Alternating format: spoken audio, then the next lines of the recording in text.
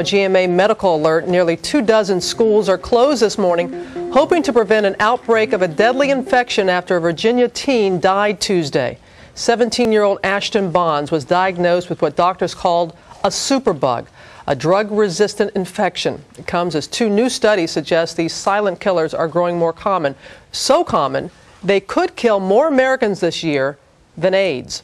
ABC News medical editor Dr. Tim Johnson joins us now. He's in Boston. And Tim, you hear something like that, a staph infection possibly more deadly than AIDS in this country this year. Is that possible?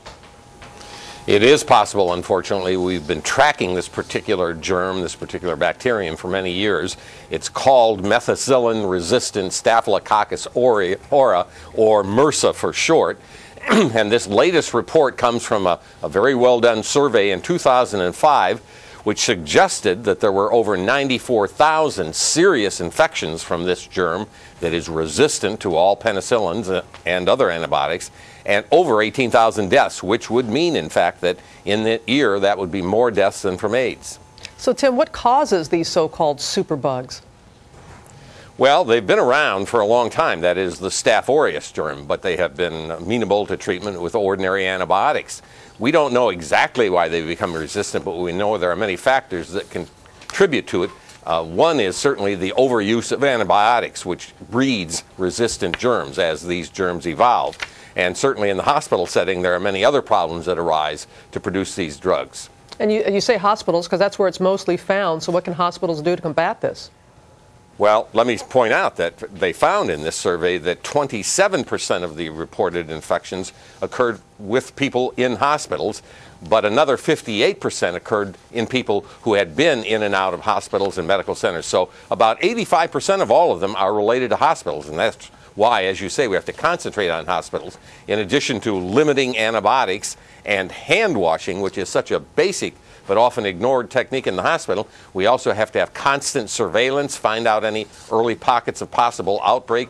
We have to take better care of invasive devices which break through the skin and allow a pathway into the bloodstream. There are a lot of things we already know we should be doing, and if we would do them, we would make a huge dent in this problem. So we really have to focus a lot on hospital inspections. I found out in the state of California, for example, they inspect restaurants every year and hospitals every 3 years. We've got to really tighten up our inspections in hospitals and our techniques to prevent this so-called superbug infection. I know everyone around here, when you're around here, you're always telling us, wash our hands, wash our hands, wash our hands all the time. Also, the other study talking about this new ear infection that seems to be resistant to pediatric antibiotics, which has a lot of parents concerned this morning.